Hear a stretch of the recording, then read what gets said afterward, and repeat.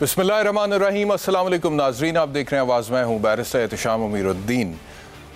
मैं सुन रहा था आज शहजाद वसीम साहब को सेनेट में इसहाक डार साहब वापस आए हैं। जो उन्होंने बातें की हैं वहाँ पे सेनेट में, मैं हैरान हो गया हूँ। लेकिन पहले आपको सुनवा देता हूँ क्या उन्होंने बातें की हैं, फिर उसके ऊपर अपनी राय देता हूँ। सुने। ये मुल्क के खानदान की जागीर बनता जा रहा है जनाब चेयरमैन। ये कौन सा मुल्क है, कौन सा मुल्क है कि जब आपका एक शख्स बजाय अपने सफाई देने के वो मुल्क से भाग जाता है। और कैसे भागता है, उसको उस वक्त का प्राइम मिनिस्टर उसको अपने जहाज पर बिठाकर इस मुल्क से फरार कराता है, और दूसरा प्राइम मिनिस्टर उस एब्सकॉन्डर को अपने जहाज पर बिठाकर वापस लैंड कराता है। मेरी इतला के मुताबिक अभी तक इन्होंने कोर्ट के आगे सरेंडर भी नहीं किया, पेश भी नहीं हुए, सीधे आगे हैं सेनेट में। सेनेट की भी तो कोई हैसियत है कि नहीं है। ये मजाक बंद होना चाहिए जनाब चेयरमैन। इस मुल्क में आइन और कानून की बालादस्ती होनी चाहिए। इस मुल्क में इश्तिहारियों की कोई गुंजाइश नहीं है। अपने आप को अदालतों में पेश करें, अपने आप को अदालतों से आप सुरखरू कराएं। तो है कि नहीं हैरानी की बात। आप देखें, एक बंदा पिछले 5 साल से बरतानिया के दारुल हुकूमत लंदन में इत्मीनान की ज़िंदगी गुजार है। दुनिया की हर आसाइश है उसके पास, और उसका कायद भी उसके पास है। वहाँ पे वो दस्ते रास्त है वो अपने कायद मियां मोहम्मद नवाज शरीफ साहब के, और 5 साल वो इत्मीनान की ज़िंदगी वहाँ पर गुजारे। उन्हें पता लगा पाकिस्तान की मईशत बिगड़ गई है बहुत बुरी तरह से। मिफ्ता इस्माइल ने सत्यानाश कर दिए। पेट्रोल, डीजल, बिजली, गैस सब महंगा हो गया। लोग परेशान, बदहाल। मोटरसाइकिल सवार पेट्रोल पंप पे 100 रुपए का पेट्रोल डलवाता अपनी टैंकी में, परेशान है। बाप की खबरें आ रही है, बच्चों के गले काट रहा है गुर्बत की वजह से। 1,46,000 कर्जा था उस बाप के ऊपर, उसने अपने बच्चों को मारा, फिर खुदकुशी कर ली। ये खबरें इसहाक डार साहब तक लंदन में पहुंच रही हैं, जो वहां पर इत्मीनान की जिंदगी गुजार, वो छोड़ कर आ गए हैं आपकी खातिर।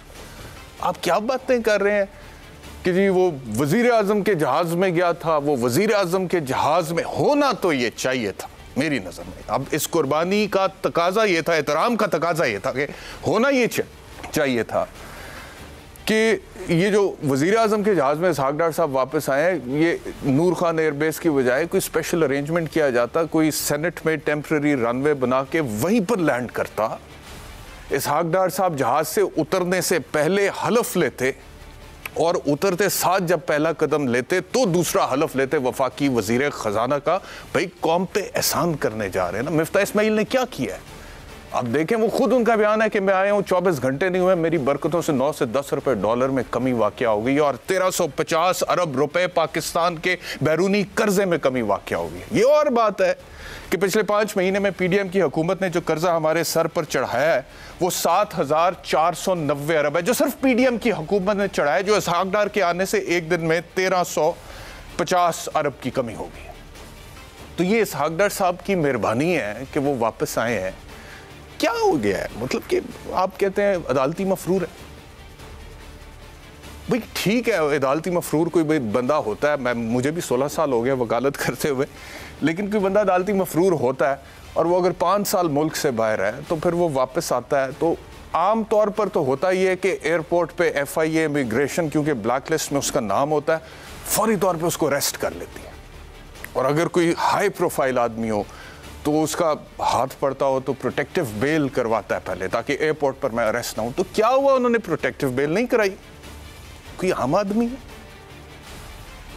क्या हुआ कि वो जो वारंट निकला था गिरफ्तारी का वो अनप्रेसिडेंटेड है मेरी नज़र में। तो कि एक बंदा जो कि अदालती मफरूर है, वो 5 साल से मुल्क में है ही नहीं, वो अदालत में पेश नहीं हुआ, और उसके आने से पहले अदालत ने वो वारंट मुअत्तल कर दी है। What an unprecedented kind of a relief that I have heard of. तो हो गया भाई, कर दिया। अब वो देखें ना इसहाक डार, आप ये देखें, मैं इनका केस देख रहा था डार साहब का, असासों के हवाले से। ये जो पनामा की JIT बनी थी, उसने कहा था कि इनके असासों में बहुत कम अरसे में 91 गुना इजाफा हुआ है। 90 लाख से 83 करोड़ 10 लाख पर असासे चले गए। 28 जुलाई को सुप्रीम कोर्ट ने जो पनामा का केस का फैसला सुनाया था, उसमें उन्होंने कहा था कि नैब इंक्वायरी करे इसहाक डार के हवाले से एसेट्स बियॉन्ड मीन्स के, क्योंकि 91 गुना इजाफा हुआ। ये सुप्रीम कोर्ट कह रही थी। अच्छा जी, नैब ने तहकीकात की, रेफरेंस दायर हो गया। 19 सितंबर को एहतसाब अदालत ने तलब किया। 25 सितंबर को जनाब पेश हुए, जमानती मुचलके दिए। 27 सितंबर को फर्द जुर्म आयद हुई। 2 अक्टूबर को फर्द जुर्म का फैसला इस्लामाबाद हाई कोर्ट में इन्होंने चैलेंज किया। 24 अक्टूबर को इनकी दरख्वास्त इस्लामाबाद हाई कोर्ट से खारिज हो गई। 27 अक्टूबर को इसहाक डार साहब चले गए, उस वक्त के वजीर आजम के जहाज में। अगर वो मनाजर दिखा सकते अपने व्यूअर्स को तो दिखाइए। फिर 21 नवंबर 2017 को इस्लामाबाद एहतसाब अदालत ने इसहाक डार साहब को मफरूर करार दे दिया। 11 दिसंबर 2017 को अदालती मफरूर एक और जगह से करार दे दिया। लेकिन अदालती मफरूर होने के बावजूद हर बंदे की अपनी कॉम्पिटेंस होती है ना। 9 मार्च 2018 को वो सेनेटर मुंतखब हुए अपनी गैर मौजूदगी में, और फिर मुंतखब होने के बाद 9 मार्च 2018 से लेके कल तक, यानी कि 2022 कल की जो तारीख थी, तब तक वो सेनेट में नहीं आए। अब आ गए हैं तो आप लोगों के लिए आए हैं ना, इकोनॉमी को संभालने के लिए आए हैं। तो अब इमरान खान साहब भी अजीब बातें कर रहे हैं, क्या कह रहे हैं ये भी सुन रहे हैं। बिल्ले को बिठाओगे दूध की हिफाजत करने के लिए। पाकिस्तान का पैसा फाइनेंस किसके हवाले कर रहे हैं? जो मफरूर 5 साल से भागा हुआ था। ये इसहाक डार जैसा फ्रॉड एनआरओ डील के तहत यह पाकिस्तान पहुंचा। हमारी बड़ी बदकिस्मती है कि हमारा ना इंसाफ का निजाम इसको रोक सका, और ना हमारे वो लोग जो मुल्क के मुहाफिज हैं बनते हैं, ना उन्होंने इसका रास्ता रोका। और कौन रोकेगा? इंशाअल्लाह आपका भाई इमरान खान इंशाअल्लाह इसका रास्ता रोकेगा। अब इमरान खान कैसे रोकेगा ये हमें पता लगेगा, लेकिन इसहाक डार साहब ने क्या कहा है ये भी सुनो। इमरान खान साहब ने कहा कि इसहाक डार साहब का रास्ता मैं रोकूंगा, इस हवाले से क्या कहते हैं? ये इमरान साहब इंतजार करें, वो मेरा रास्ता रोकते हैं, मैं उनका रास्ता रोकूंगा। और हमारे वफाकी वजीर कानून आजम नज़ीर तारड़ ने आज फ्लोर ऑफ द हाउस में इस इशू के हवाले से बात करते हुए क्या कहा ये भी सुनो। इसहाक डार साहब मुंतखब सेनेटर हैं, उन्होंने आज ओथ उठाया है, हम उन्हें खुश आमदीद कहते हैं। मैं अपने दोस्तों से भी ये अर्ज करूँगा बड़े अदब के साथ, ईवान का तकद्दुस इस तरह पामाल न करें, दामन किसी का साफ नहीं है। बाकी रही बात, जो आपके तहफ़्फ़ुज़ात हैं वो आपके ज़ाती हो सकते हैं, आइन और कानून इन तहफ़्फ़ुज़ात से ला इल्म और ला ताल्लुक़ है। ये तारड़ साहब की बात मुझे पसंद आई है, ऑनेस्टी से उन्होंने बात की। उन्होंने कहा दामन किसी का जो साड़ा साफ नहीं, जो ताड़ा केड़ा साफ, ये उनके कहने का मकसद था। तो इस वजह से ज़रा हौसला करें, ईवान का तकद्दुस पामाल ना करें। तो ये वज़ीर कानून साहब कह रहे थे। मेरे साथ जो पैनल है, मुनीब फारूक साहब सीनियर साहब शुक्रिया में ज्वाइन करने के लिए, पाकिस्तान मुस्लिम लीग नवाज से सेनेटर आसिफ किरवानी साहब, आपका बहुत शुक्रिया हमें ज्वाइन करने के लिए। किरवानी साहब आपसे गुफ्तगू का आगाज़ अगर मैं करूँ, बहुत शुक्रिया। सर ये बताइएगा कि पीटीआई के जो एतराज़ात हैं इसहाक डार के हवाले से, और इंट्रो में जो मैं भी बात कर रहा था, क्या कहेंगे आप? बिस्मिल्लाहिर्रहमानिर्रहीम। शुक्रिया बैरिस्टर साहब। देखिए, पहली बात है कि मैं I am not a law student. आप भी माशाल्लाह बैरिस्टर हैं, मुनीब साहब भी हैं। इसकी कानूनी जो है उस पर तो पहलू पर आप ज़्यादा बेहतर तरीके से रोशनी डाल सकते हैं, लेकिन मैं चंद हक़ाइक़ जो हैं वो आपकी खिदमत में अर्ज़ करना चाहूँगा कि इसहाक डार साहब के ख़िलाफ़ केस हो, या नवाज़ शरीफ साहब के ख़िलाफ़ था, या मरियम नवाज़, या PMLN की जितनी भी क़यादत के ख़िलाफ़ पिछले 3.25 साल जिस तरह इंतकामी कार्रवाइयाँ की गई, और फिर रिकॉर्ड पे है आला अदलिया भी कि उन्होंने कहा कि नैब जो है इसको पॉलिटिकल इंजीनियरिंग के एक टूल के तौर पर इस्तेमाल किया गया। फिर अब देखिए कि उसमें जजेस कुछ साहिबान थे जिनके एफिडेविट्स आए, जिन्होंने कहा हमारे पर दबाव डालकर फैसले लिए गए। तो वो एक मखसूस माहौल था जिसका शिकार नवाज शरीफ साहब भी हुए, मरियम भी हुई, इसहाक डार साहब भी हुए, और दीगर भी हमारे मुस्लिम लीग नून के रहनुमा हुए कि इल्ज़ामात थे, कोई चीज़ सबूत साबित नहीं हो सकी। नाउ कमिंग बैक टू कि डार साहब जो आए हैं अब तो देखिए, अदालत ने उनको 7 अक्टूबर तक की मोहलत दी थी कि जी, और प्रोटेक्टिव कस्टडी या ज़मानत क्या उसको आप बोलते हैं, वो दी थी कि आप आइए, और उन्होंने मुअत्तल कर दी थी जौन सी वो जो एब्सकॉन्डरशिप या जो भी थी। अब एक शख्स जौन सा है वो आ जाता है, और आज वो अदालत में जब जाने लगे तो उन्हें मालूम पड़ा कि जो जज साहब हैं मुअज़्ज़ज़ अदालत के, वो छुट्टी पर हैं, तो वो आज ना गए। आज उन्होंने अपना हलफ उठाया सेनेट में। आप अब यकीन कीजिए, मैं इतना अपसेट हुआ हूं कि जिस किस्म की बदतमीजी का और लचरपन का मुजाहरा किया गया कि मैं ये सोच रहा था कि मुझे आज के बाद इस सेनेट में बैठना भी चाहिए कि नहीं। कि देखिए, एक आपको अगर कोई एतराज़ात हैं, आप जाकर अदालत में बात कीजिए, आप जाकर के उनके खिलाफ रिट पिटीशन दाखिल कीजिए, व्हाट्सएवर, इलेक्शन कमीशन में जाइए, दोबारा जाइए। ये कोई तरीका है? चोर चोर चोर चोर, भाई चोर वो कहे जो खुद बड़ा पाक साफ दूध का धुला हो। आप खुद तोशा खाना के चोर, आप खुद हीरों की अंगूठियां मांगते हैं, आपने बीआरटी में लूट लिया और आप पे कई mega scandal, ring road scandal, Toshakhana, क्या क्या बात। लेकिन क्या ये फोरम है जहां बैठ के आप, पूरी दुनिया आपको देख रही है और आप तमाशा बना रहे हैं अपने कुलीग का, जिसने कल को, जो जैसे आपने फरमाया कि जो अपना आराम आसाइश छोड़ के, कोई उन पे कोई कोई कोई कोई कोई बंदूक तो नहीं किसी ने रखी हुई थी। लेकिन मैं जुलाई में और अगस्त में मैं रहा लंदन, तो मेरी मियाँ साहब से भी, नवाज शरीफ साहब से और डार साहब से वहाँ मुलाकातें होती रही, चूँकि मुझे कोई इतना शौक नहीं है मीडिया में देने का जी उन चीज़ों का। तो मैंने दोनों को, नवाज शरीफ साहब को भी और डार साहब को भी, मईशत के हवाले से बहुत फिक्रमंद पाया। और मुझे तब भी नजर आ रहा था कि डार साहब माइंड मेकअप कर चुके हैं, सिर्फ उनको नवाज शरीफ साहब के इशारे का इंतजार है कर रहे हैं। और मीनवाइल डार साहब ने, जो उनकी रिट पिटीशन थी सुप्रीम कोर्ट में, जैसे आप जानते हैं, उसका डिसीजन नहीं हो रहा था, उसका अनडिसाइडेड फेट था, उन्होंने वापस ली। और उनके वकला ने उनको मशवरा दिया कि आप एहतसाब कोर्ट में जाइए और वहां से जाके अपना रिलीफ लें, जो भी। एहतसाब कोर्ट ने उनको रिलीफ दे दिया। अब वो आए हैं और बजाय इसके कि एक शख्स जो उसको हम इनकरेज करें या उसका हम चले हाथ बटाएं, और तो ये कुछ कर नहीं सकते सवाल जमात लगाने के, चूंकि यहां तक पहुंचाने में मैं समझता हूं कि जो 4.25 साल में इस मईशत का जो बेड़ा गर्क किया गया है, उसके होली एंड सोली जिम्मेदार इमरान खान और उसका क्लाउट है। क्या हम गए थे बैरिस्टर साहब आईएमएफ के पास? हम तो, डार साहब तो 2013 से 16 तक प्रोग्राम को खत्म कर चुके थे। आप दोबारा गए आईएमएफ के पास, लेट गए, ना जाने का कहते रहे, खुदकुशी की धमकियां देते रहे, उसके बाद गए भी, और एक आपने वीकर पोजीशन पर, आपने आईएमएफ की सख्त शराइत पर कर्जा लिया और फिर जाते जाते आप उसको ब्रीच कर गए। हमारे गले में ढोल आप डाल के गए हैं। इमरान खान साहब भी आईएमएफ का जो आज महंगाई, गुर्बत, बेरोजगारी में इजाफा हुआ, उसकी बुनियादी वजह यह कि आपने 4.25 साल सिवाय सियासी इंतकाम के कुछ किया नहीं। लोगों की पगड़ियां उछाली, लोगों को गलीज गालियां दिलवाई गई। उसके बाद अच्छा सर, किरमानी साहब, अब एक शख्स आया है, अब एक आखिरी बात, अब एक शख्स आया है भी जाना है जी। बट इफ़ आई मे से समथिंग, मैंने मुनीब साहब की तरफ भी जाना है। मैं जो इंट्रो में बात कर रहा था ना कि अपना आराम और आसाइश छोड़ कर वो आए, तो सर वो मैं सार्केस्टिकली कह रहा था। माजरत के साथ आपको शायद बुरा लगेगा, लेकिन मैं सार्केस्टिकली कह रहा था। और एक पाकिस्तानी की हैसियत से मुझे ये चीज़ तकलीफ़ देती है, दुख देती है कि इसहाक डार साहब हों, मियाँ नवाज शरीफ साहब हों, वो जब, अगर वो इक़्तिदार में हैं तो वो पाकिस्तान में, अगर वो इक़्तिदार में नहीं है तो वो लंदन में। और लंदन में तब तक हैं जब तक कि वो वापस इक़्तिदार में आ नहीं सकते। और इक़्तिदार में आते साथ ही, जैसे मैंने कहा कि वो आए हैं, जहाज़ से उतरे हैं, साथ ही उन्होंने हलफ ले लिया है सेनेटरशिप का।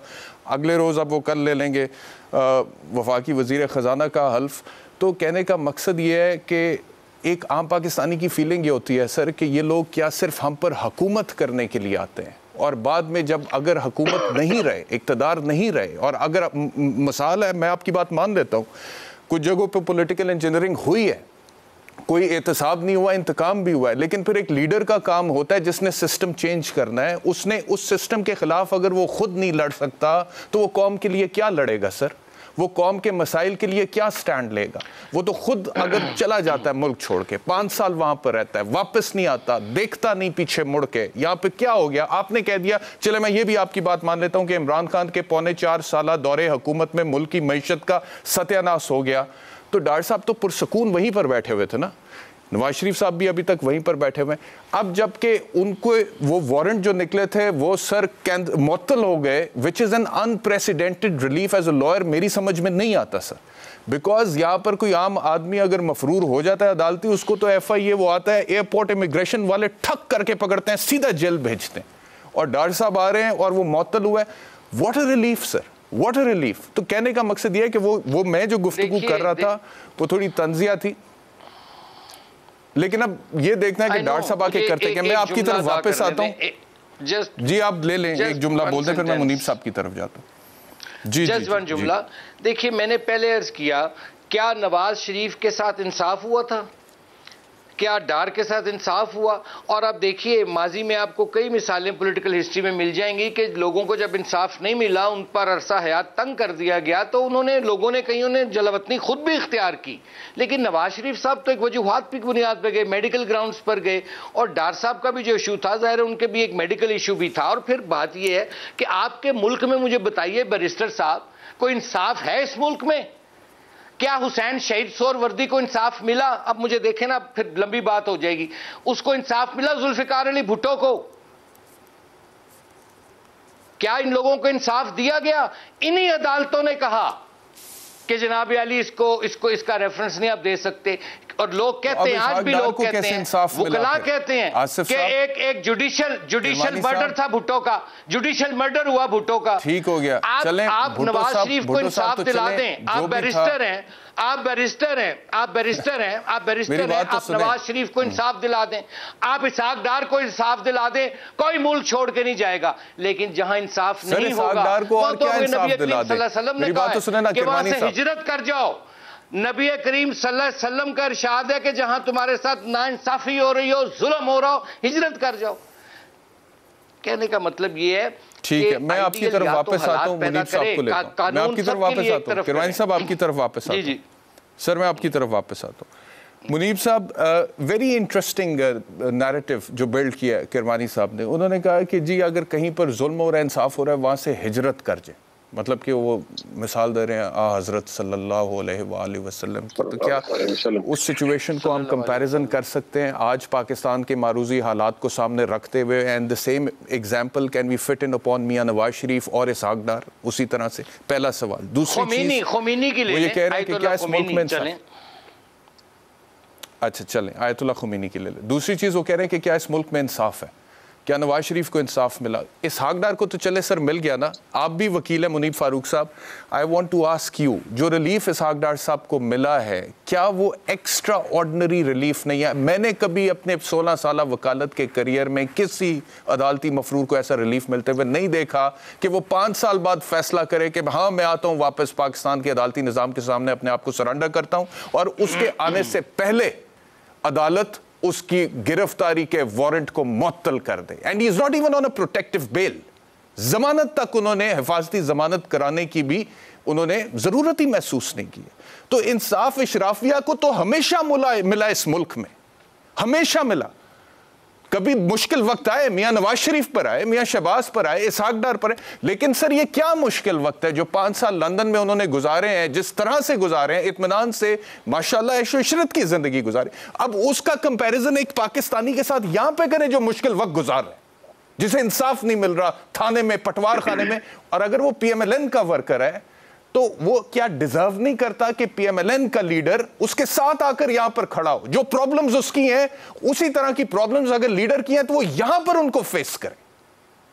मुनीब साहब जी, सबसे पहले बहुत शुक्रिया शाम आपका। देखिए, सबसे पहले मैं जाती तौर पर इस बात का कायल नहीं हूं कि जो कुछ रेफरेंसेस दिए जाते हैं खास तौर पर नबी करीम सल्लल्लाहु अलैहि वसल्लम की ज़ात अक़दस से या उनकी हयात मुबारका से, उसके हवाले से हम उनके कदमों की खाक के बराबर भी नहीं है। तो लिहाजा मैं नहीं चाहता, ना ही मैं समझता हूँ कि ना मैं खुद को क्वालिफाइड समझता हूँ कि मैं इसके हवाले से को हम रेफरेंस भी ड्रॉ कर सके, ना इसके हवाले से को हमको बात कर सके। हम लोग बहुत छोटे लोग हैं, और आज की जो ये सियासत है, जो पॉलिटिकल अपॉर्चुनिज्म है, ये भी बहुत लिमिटेड है, और हमारे अपने सेल्फ सर्विंग इंटरेस्ट इसके अंदर इन्वॉल्व होते हैं जो भी सियासत प्रैक्टिस कर रहे होते हैं। पहली तो बात ये है। दूसरी बात ये है, देखिए हाँ आपकी बात दुरुस्त है कि शहबाज शरीफ जो इसहाक डार साहब हैं वो मुल्क से बाहर बिल्कुल गए, और जब इसहाक डार साहब गए तो उनके मामला, जैसे आप आम फैल में हम कहते हैं pending trial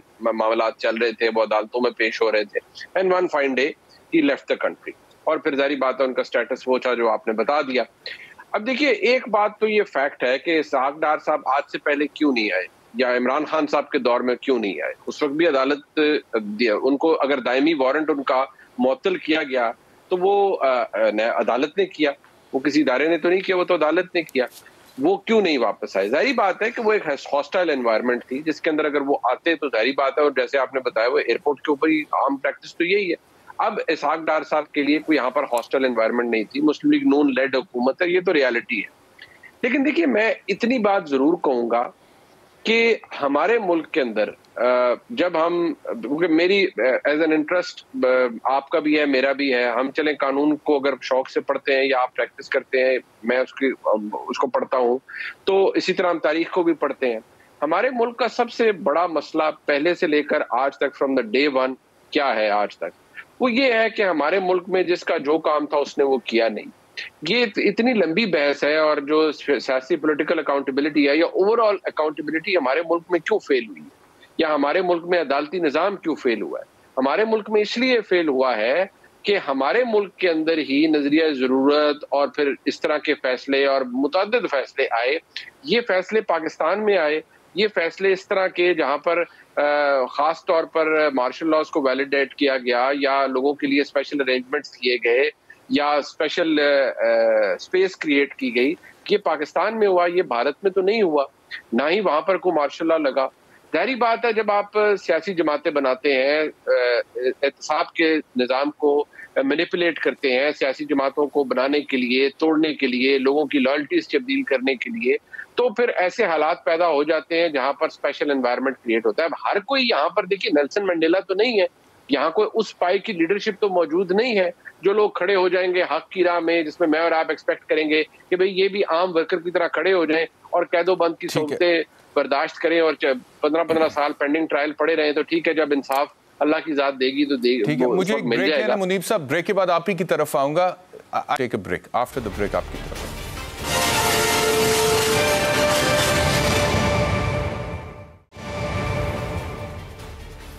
welcome back to आवाज़। मुनीब साहब बात कर रहे थे। मुनीब साहब, आप जो पॉइंट आपने रेस किया था, आपने कहा था कि सही है, हर कोई नेल्सन मंडेला तो नहीं होता कि जी वो, मेरे ख्याल में 27 साल नेल्सन मंडेला ने जेल में गुजारे थे और उसके बाद बाहर आए थे।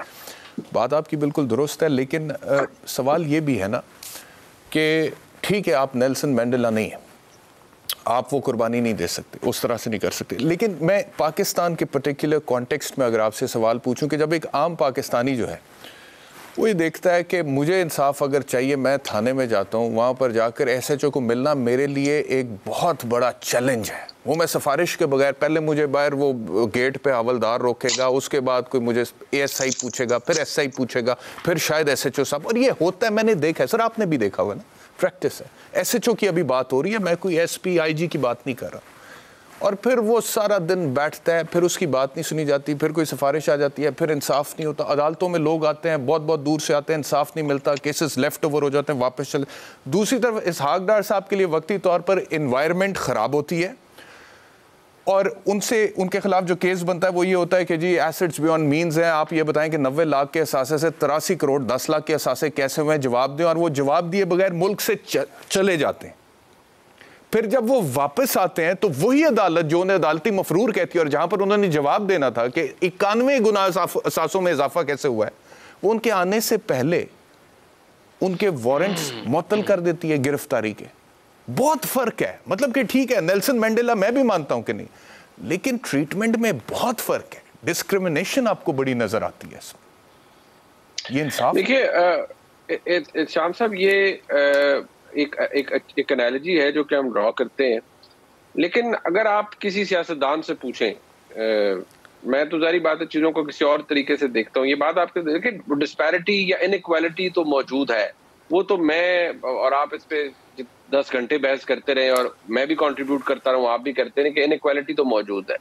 लेकिन फिर एक साइड वो भी है जो, उसको भी आप ज़हन में रखिए कि हमारे मुल्क में अगर किसी शख्स को फांसी दी गई, किसी बंदे को, तो वो सियासी शख्सियत थी, जुल्फकार अली भुट्टो था। आपको भी पता है कि वो किस तरीके से दी गई, मतलब 109 में अगर आप किसी को फांसी की सजा दे देती हैं तो वो किसी और को तो नहीं मिली, किसी XYZ को, वो एक सियासी इंसान को मिली, एक सियासी शख्स को मिली, एक फॉर्मर प्राइम मिनिस्टर को। तो इसका मतलब है इसहाक डार को रिलीफ मिलना चाहिए। एक सियासतदान को गलत फांसी दे दी थी तो दूसरे सियासतदान को आप एक्स्ट्राऑर्डिनरी रिलीफ दें। Not at all, I am not saying that. मैं आपको सिर्फ ये बता रहा हूँ कि अगर आप किसी और की पर्सपेक्टिव से देखेंगे ना, तो वो ये कहेगा कि यार मेरे साथ भी बड़ी इनइक्वालिटी है। यानी कि मैं एक सियासी शख्स हूँ या सियासी, हमारे मुल्क में सियासतदान मौजूद है, तो वो उसके साथ तो एहतसाब का तरीकाकार और है, लेकिन जो असल में ताकतवर है, जिसके पास इख्तियार है, जिसने आइन भी तोड़ा है, जिसने मुतअद्दिद दफा आइन तोड़ा है, जिसने आइन तोड़ने वालों को फिर फैसिलिटेट भी लोगों ने किया है, उनके लिए कुछ नहीं है। तो वो कहता होगा कि यार नहीं, यहाँ पर तो मेरे साथ इनइक्वालिटी हो गई, मुझे सजा मिल गई, मेरे किसी लीडर को फांसी चढ़ा दिया गया या मेरे वालिद को फांसी चढ़ा दिया गया, लेकिन जिन्होंने और बहुत से काम ऐसे किए जिनके बारे में कानून में ये तो जंगल का कानून ही है ना। देखिए मेरी बात, जंगल का कानून है। मैं कहूँ कि जी देखें, मुनीब साहब का एहतसाब नहीं हुआ था तो मेरा भी नहीं होना चाहिए, या किरमानी साहब का एहतसाब नहीं हुआ था तो फिर मेरा भी नहीं होना चाहिए। और इनइक्वालिटी, मैं बिल्कुल आपका आर्गुमेंट दुरुस्त है, मैं मानता हूं कि इनइक्वालिटी है, लेकिन अगर आइन की रूह से हम देखा जाए, वो रूल ऑफ लॉ में तो कोई इनइक्वालिटी होनी नहीं चाहिए ना, और ये अदालतें कहती भी है भी नहीं है। रूल ऑफ लॉ कहाँ है? रूल ऑफ लॉ कहाँ है? मुझे आप पहले ये बताइए ना, पहले तो आप ये एस्टैब्लिश, यही तो मैं आपसे कह रहा हूँ, तो फिर हम इसको जस्टिफाई कैसे कर सकते हैं मुनीब भाई? मैं देखिए, हम इसको जस्टिफाई कर ही नहीं रहे ना। मैं तो आपको एक मिसाल बता रहा हूं कि जब आप किसी को किसी और एंगल से, अगर आप किसी चीज को एनालाइज कर रहे हैं तो आपको उसको हर एंगल से देखना चाहिए। क्या यहां पर बैठ के मैं या आप या कोई भी ये जस्टिफाई, किरमानी साहब तो कर सकते हैं, मैं तो नहीं कहूंगा कि जी इसहाक डार साहब वापस चले गए या मुल्क से बाहर चले गए, वो इश्तिहारी थे, उनका दायमी वारंट मौजूद था और वो बाहर बैठे रहे। मियां नवाज शरीफ साहब, उनको स्पेशल सर्कमस्टांसेस में बेल मिली, वो बाहर तशरीफ ले गए, अभी तक वो वापस नहीं आए। वो क्यों नहीं आए? ठीक है, इस बात की कोई जस्टिफिकेशन तो मौजूद नहीं है ना। पर जब हम रूल ऑफ लॉ की बात करते हैं तो फिर हमें ये भी ज़हन में रखना चाहिए कि हम किसी एक शख्स के ऊपर रूल ऑफ लॉ की इन्फोर्समेंट क्यों चाहते हैं, हम फिर सब के ऊपर उसकी बात क्यों नहीं? ठीक है, बिल्कुल सही है। मुनीब साहब का आर्गुमेंट यह है कि रूल ऑफ लॉ में फिर सब बराबर होने चाहिए, सिर्फ सियासतदानों का एहतसाब नहीं होना चाहिए।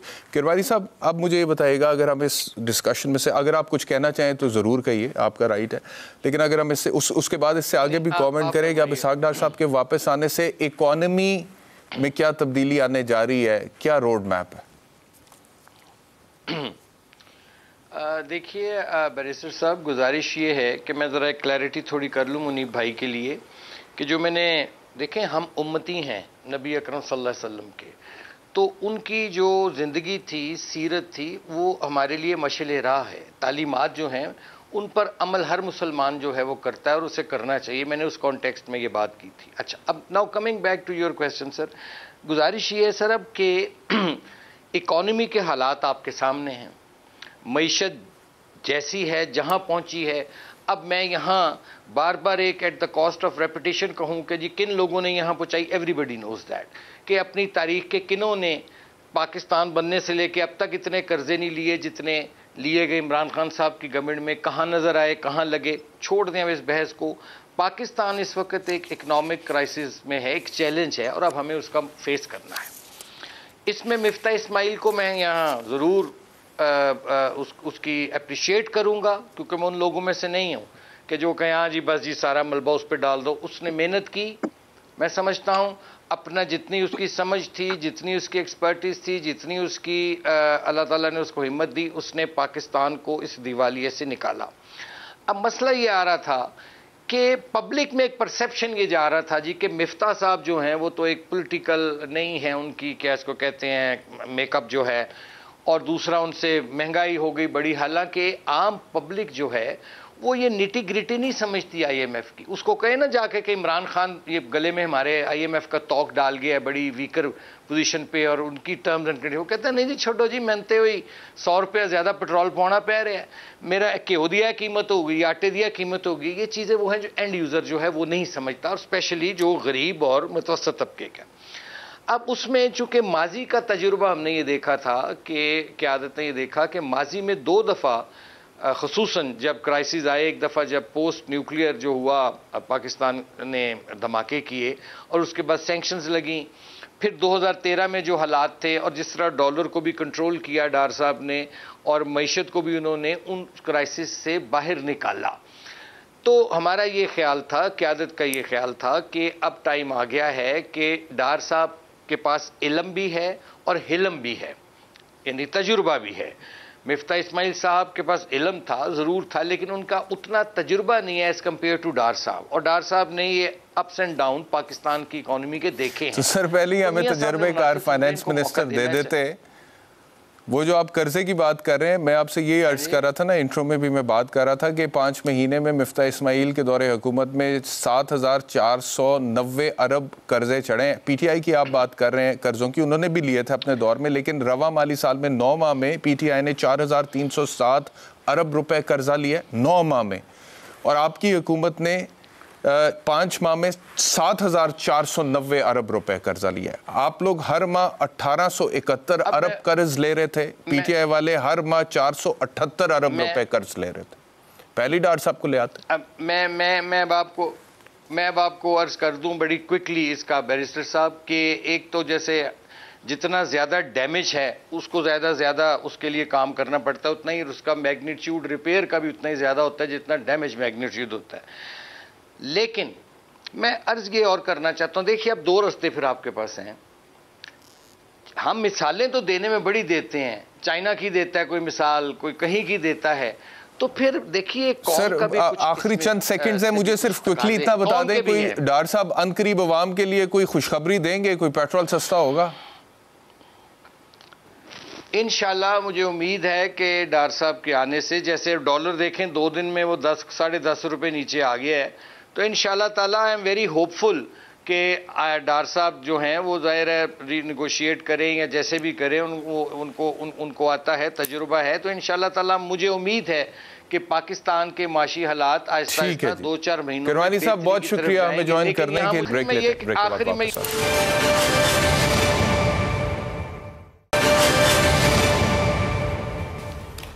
वेलकम बैक टू आवाज़। एक तो ऑडियो लीक्स का मामला भी बहुत अहम है, बहुत बड़े पैमाने पे ये लीक्स हुई हैं और अजीबोगरीब बात है, मतलब ये कैसे हो गया, और इसके ऊपर अब इन्वेस्टिगेशन भी होगी, जारी बात है, और हाईएस्ट लेवल पे इंक्वायरी होगी इस हवाले से। लेकिन फ़िलहाल मेरे साथ हैं आबिद सुलेरी साहब, आप इकोनॉमिस्ट हैं, और इस वजह से मैंने सुलेरी साहब को दावत दी है कि ये एक बड़ी ख़बर है कि इसहाक डार साहब वापस आ गए और वो कह रहे हैं कि मेरे आने से आप देखें 24 घंटों में डॉलर जो है वो 9 से 10 रुपये कम हो गया, जिसका मतलब ये है कि मुल्की कर्जा 1350 अरब रुपये कम हो गया।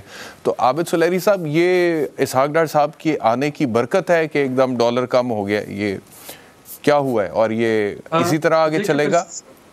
बैरिस्टर साहब, जो डॉलर में उतार चढ़ा हुआ है ना, उसमें कुछ चीज़ें जो होती हैं वो तो इकोनॉमिक की फंडामेंटल्स हैं, जिन सप्लाई और डिमांड, तलब और रसद की अदम तवाज़ुन, और कुछ होता है जो सेंटीमेंट्स होते हैं। जब हम देख रहे थे कि एकदम से एक हफ्ते में डॉलर अगर 10-20 रुपये ऊपर चढ़ जाता है इंटरबैंक में वो, या एकदम से नीचे गिरता है, तो वो इकोनॉमिक्स वहाँ पे काम नहीं कर रही होती, वहाँ पे सेंटीमेंट्स काम कर रहे होते हैं, वहाँ पे स्पेकुलेटिव बाइंग जो है, यानी लोग जो इन्वेस्टर हैं वो इन्वेस्ट कर रहे होते हैं डॉलर ख़रीदने में या डॉलर बेच रहे होते हैं वो अपने।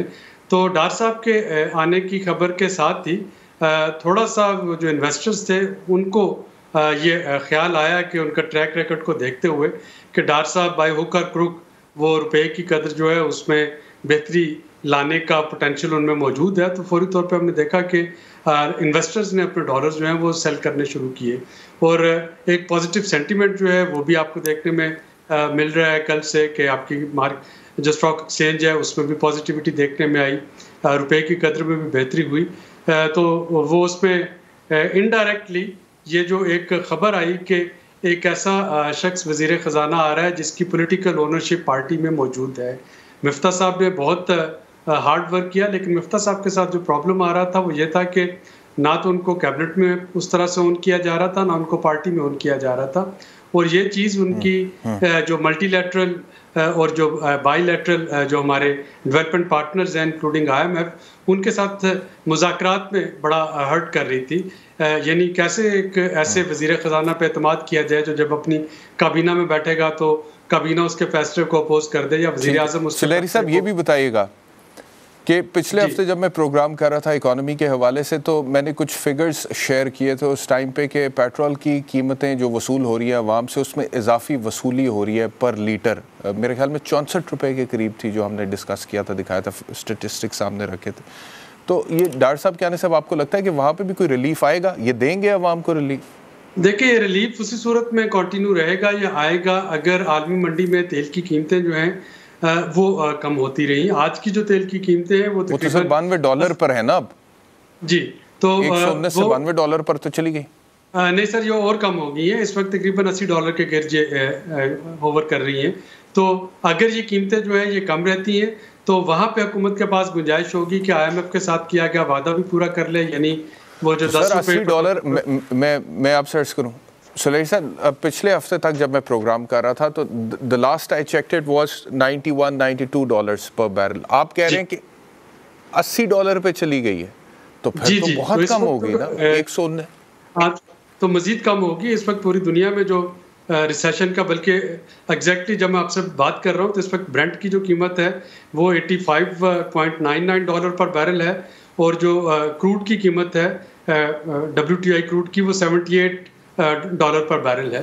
तो ये $78 से $80 पर बैरल पे रेंज कर रही है। पूरी दुनिया में इस वक्त एक रिसेशन का जो खौफ आ गया, उससे सप्लाई में जो डिमांड है पेट्रोलियम वक्त खत्म हो गया। सुलेही साहब बहुत शुक्रिया हमें जो के लिए, लेकिन ये $80 वाली जो बात कर रहे हैं, मुझे बताया गया कि ये अमेरिकन ऑयल के हवाले से बात आ रही है, और डिफरेंट क्वालिटीज़ के ऑयल्स जो है वो इंटरनेशनल मार्केट में अवेलेबल हैं। बहरहाल अगर इस हद तक कीमतें गिर गई हैं तो फिर तो अब हुकूमत का काम है कि फौरी तौर पर रिलीफ दें, और अल्हम्दुलिल्लाह मिफ्ता साहब भी चले गए हैं, तो डार साहब आ गए हैं, बाकी चीज़ें चलें, अभी हम पसे पर्दा रख भी दें तो गरीब अवाम के लिए कुछ कर दें। अब वो बेचारे बड़े परेशान हैं। बहुत शुक्रिया प्रोग्राम देखने के लिए। इंशाल्लाह दोबारा आपसे मुलाकात होगी। अपना ख्याल रखिए। अल्लाह हाफ़िज़।